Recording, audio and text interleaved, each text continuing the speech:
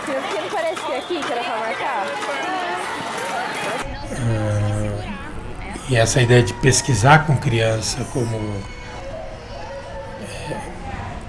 se lançar nessa aventura de uma incerteza, né? Quer dizer, se lançar nessa aventura de um saber como é que você entra, mas não saber como é que você sai. Né? Você entra na creche e você não sabe como é que você sai.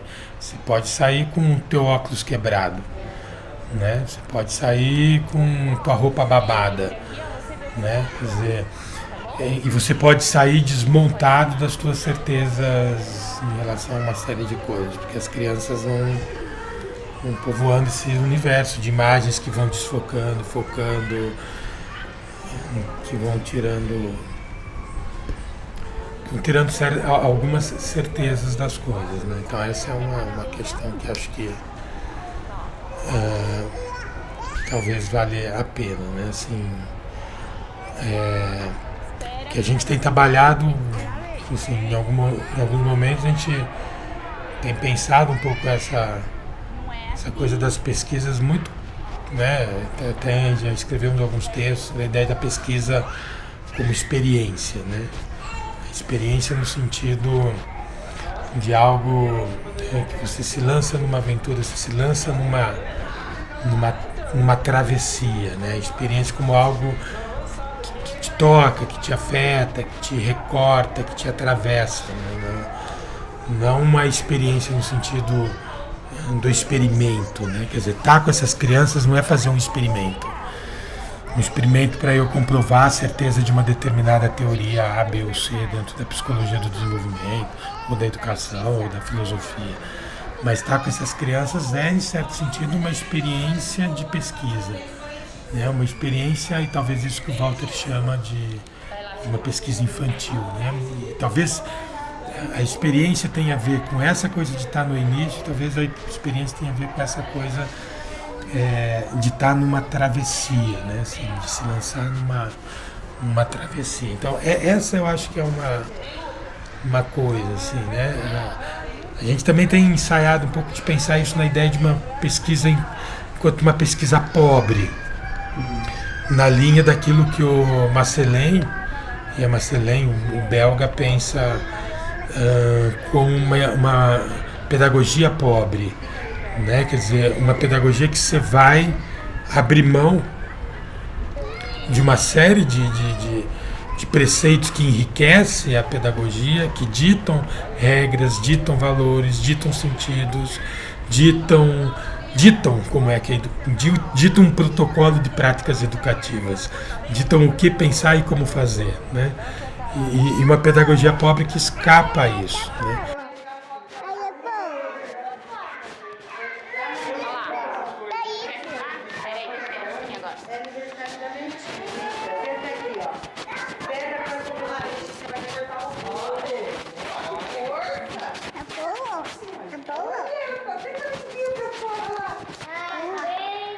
Vamos sentar lá que a tia vai dar o bolo lá. Ah lá, vamos sentar lá, a tia vai dar o bolo agora para comer. Eu não peguei para comer, eu peguei só para pegar no bolo.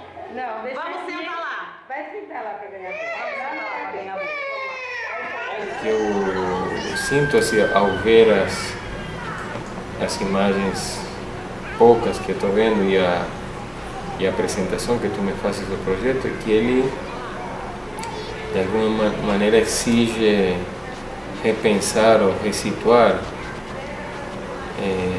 nossa relação com a infância, e que ele é interessante na medida em que ajuda a recolocar perguntas de alguma maneira infantis, como o que significa pesquisar, o que é a infância, para que vamos à escola, para que fazemos pesquisa numa escola, para que fazemos pesquisa com crianças. Então é um exercício, digamos, que ele pode ser nesse sentido infantil, no sentido de como se fosse começar de novo, né? Como se fosse iniciar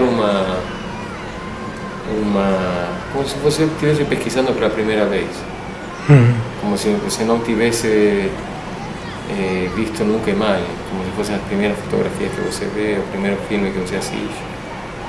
Ou seja, o convite é a se situar numa posição infantil em relação com o que fazemos, com a educação, com a pesquisa, com a tecnologia, com a fotografia, com o cinema. Eu penso que a força de um trabalho como esse está pela maneira em que ele nos permite, e nós nos deixamos ingressar na infância, nos deixamos, nos corremos um pouco de dizer, bom, eu não vou estudar aqui como que a criança tira fotografia, não vou estudar, digamos assim, a qualidade da foto, o ângulo, o tipo de objetos, o foco, enfim, coisas técnicas.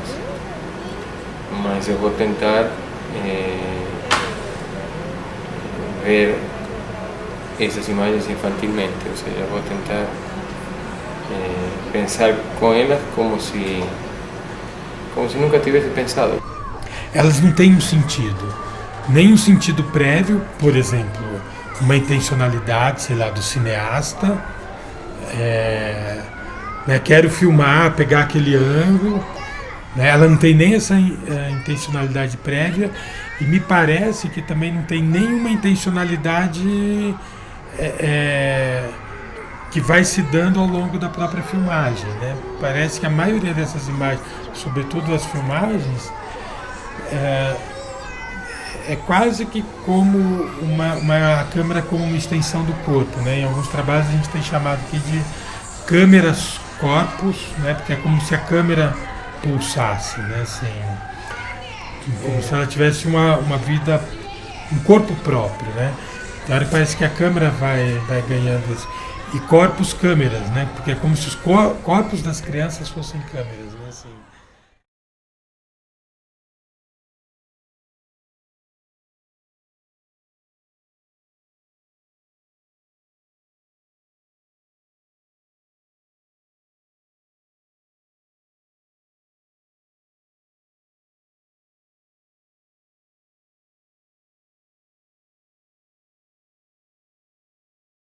Então, muitas vezes, as filmadoras, elas pegam muito o chão porque as crianças ficam olhando no visorzinho da câmera, como se elas tivessem, como se fosse algo meio que entre, assim. Elas, às vezes, olham o visor e olham, então, olha aqui, olha ali, para sacar como se aquilo... Eu não sei, algumas pessoas, por exemplo, usam a ideia assim, como se a câmera capturasse aquilo que está fora. Para mim tem uma outra ideia que é assim, como se a câmera desse visibilidade, trouxesse no extraordinário, desse um caráter de extraordinário para aquilo que é ordinário, quer dizer, desse um caráter de arte, por exemplo, naquilo que está no campo comum. Sim, sim. Então, sei lá, o teto da escola aí, por exemplo, ele está aí, só que, por exemplo, ele está aí o tempo todo. E me parece que a arte tem um pouco a ver com isso. Eu não sei, né? Você que é da arte, né? Assim, me parece que a arte é um pouco isso, quer dizer, a bicicleta está lá na rua. A hora que eu foco a bicicleta, tiro uma foto, filmo a bicicleta, eu dou uma visibilidade para aquilo que está no cotidiano, está no uso comum da coisa. E que a gente nunca prestou, a gente não presta atenção na bicicleta que passa na rua. Está no ordinário, mas se torna ela extraordinária, né? Então, porque é um pouco assim, ela é comum, só que a hora que você dá visibilidade para a coisa, no caso das crianças, elas dão visibilidade para um monte de coisas que a gente não presta atenção. Por exemplo, acabou de passar aí um pente no chão. Tinha um pente no chão. O máximo que pode acontecer é na escola uma professora passar e tirar o pente do chão, para a criança não tropeçar, por algum tipo de cuidado. Mas a gente não dá aquela visibilidade do pente no chão. Então uma tela toda, o pente no chão, pá, assim, o pentezinho no chão. Então essa é uma das coisas que eu não sei, né, que eu observo com as imagens das crianças. Não sei se você é em contato, né, aquela imagem que a gente viu agora há pouco. do teto da escola. Para você ter aquela visão, nós adultos, a gente tem que se esforçar, deitar no chão. O Benjamin tem Walter Benjamin tem uma discussão que é assim: as crianças veem um mundo que, para a gente poder ver, a gente tem que se esforçar muito. Por exemplo, os porões, ou esse teto da escola. Os porões. Um adulto, para ver o que está num porão de uma casa, tem que abaixar, se esforçar. Uma criança está na altura do olho dela. Mas, por exemplo, o que eu ia dizer é que tem uma coisa, por exemplo, do ponto de vista da educação, né, e você tem filho na escola, sabe disso, você é professor, sabe? A gente tem um verdadeiro fascínio pelo sentido, é como se o sentido ele fosse necessário. Então, assim, ou o sentido tem que estar na imagem, olha aqui, filmou isso, os lápis na porta da sala de aula, ou o sentido tem que estar numa foto bonita, olha que bonita o rostinho da criança, olha que bonito a árvore, ou esse ângulo e tal, né? Ou o sentido, se não está aí, muitas vezes, ele está atrás da imagem produzida.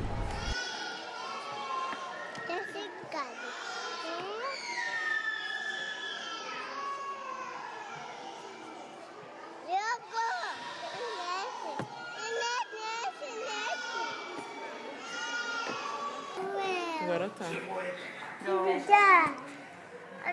Levanta assim, ó, pra aparecer. Deixa ela um pouquinho. Depois a sua vez, tá? Tá bom? Olha lá, levanta. Aqui. Nessa data querida, muitas felicidades, muitos anos de vida. Parabéns pra você, nessa data querida, muitas felicidades, muitos anos de vida. E pra Letícia nada! Então como é que é?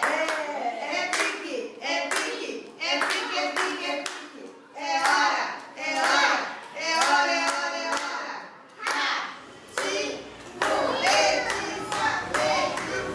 Só pra Letícia. Perguntar e a resposta que a criança der é provisória, seja para a própria criança, seja para os amiguinhos que estão perto. Você também concorda? Sim. Né? Perguntar daí para a criança. Para você também é assim?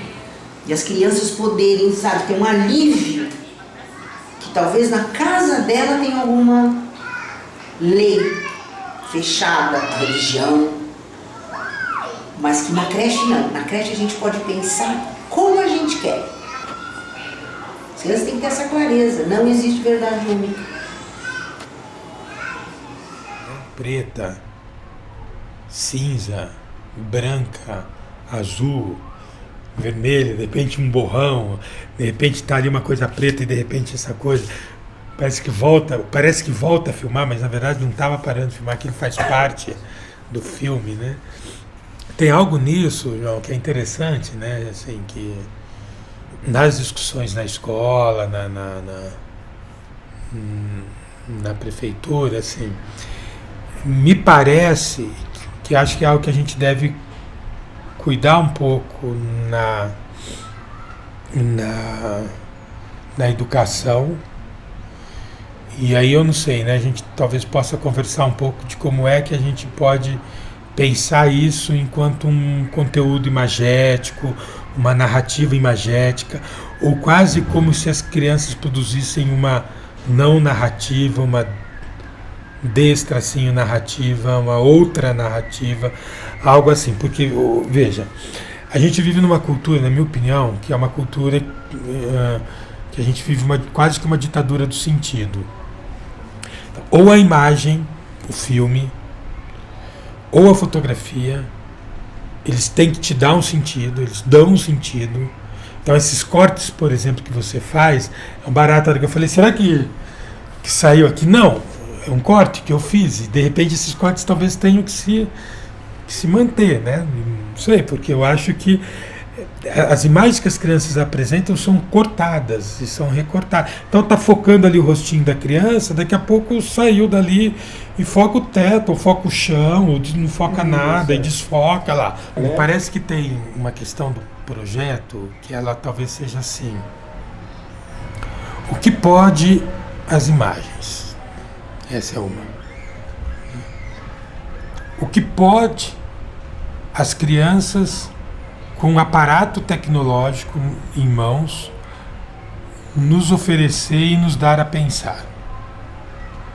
O que pode as crianças com aparato tecnológico na mão que produzem imagens que nos oferece oportunidade de deslocar dos nossos modos de pensar, das nossas certezas, né? Quer dizer, parece que tem algo nisso que é assim, o que pode a imagem e o que podem crianças e professores com aparatos tecnológicos na mão nos oferecerem, né, nos darem a pensar, né, o que pode.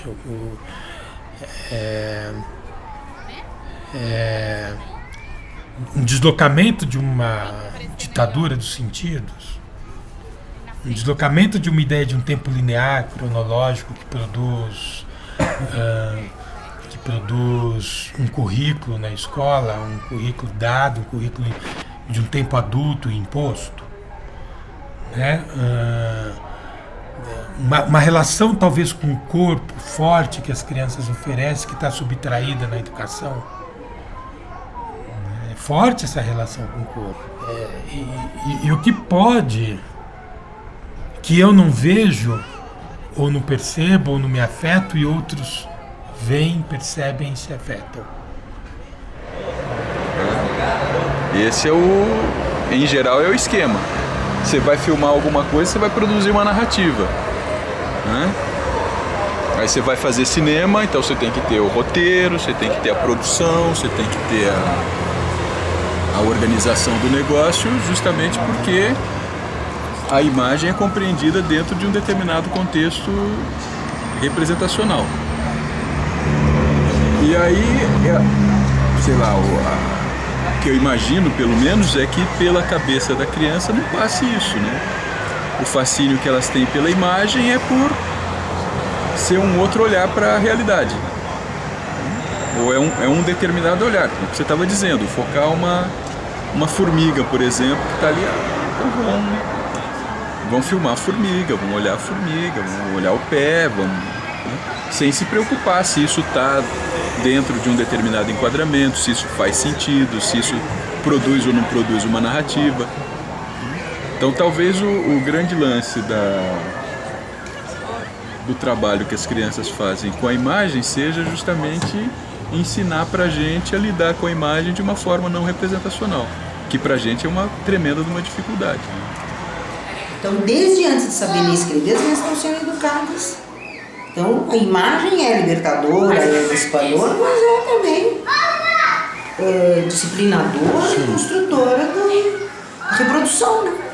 Se você não estiver atento, a creche é a antecipação da vida na sociedade discriminadora, exatamente o oposto daquilo que nós estamos falando aqui, que nós estamos querendo. E a Lida defende que isso é como o tempo é abordado. As crianças têm um tempo, lá aqueles cronos e cronos, lá aquelas diferenças lá, né? E aí a creche vai disciplinar esse tempo. Todo mundo sentar na mesma hora para aprender o quê? O tempo. A gente tem uma frase de criança, o que é? Você que me trouxe? Quem tem uma frase de criança que o relógio trai? O relógio trai a gente olha e já passou o tempo que a gente queria que fosse. Mas assim, então veja, o sentido ou tem que estar na imagem ou ele está atrás da imagem. É o fulaninho que fez para poder ficar bonitinho assim é uma criança mais desenvolvida, ou para ficar borradinho é uma criança com mais dificuldade. Quando me parece que tem algo na educação que é difícil, na educação de um modo geral, tá? Mas que é difícil para a gente lidar é com esses não sentidos que as crianças oferecem.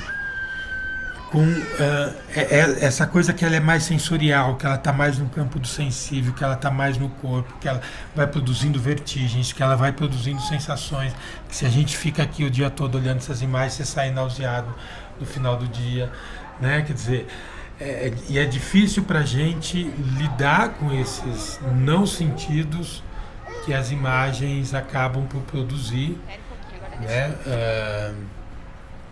Aí, pelo menos, aquilo que me ocorre, né? Quando vejo isso e quando vou, levo isso para discutir, assim, como se tudo isso tivesse que ter um sentido. E para mim tem algo assim, há na infância oferta, ou a infância nos oferta a possibilidade de ter, ou nos oferece o incômodo de ter que lidar com o não sentido das coisas, né? E as crianças fazem isso o tempo todo com a câmera, né? Assim, o sentido vai se perdendo, vai borrando, vai desfocando, as coisas não estão dadas a priori, né? Dá pra pôr na bolsa, porque não pode abrir agora, tá bom? Só na hora que for embora. Vem fazer xixi, fica aqui, você que você tá de fralda, pode ficar.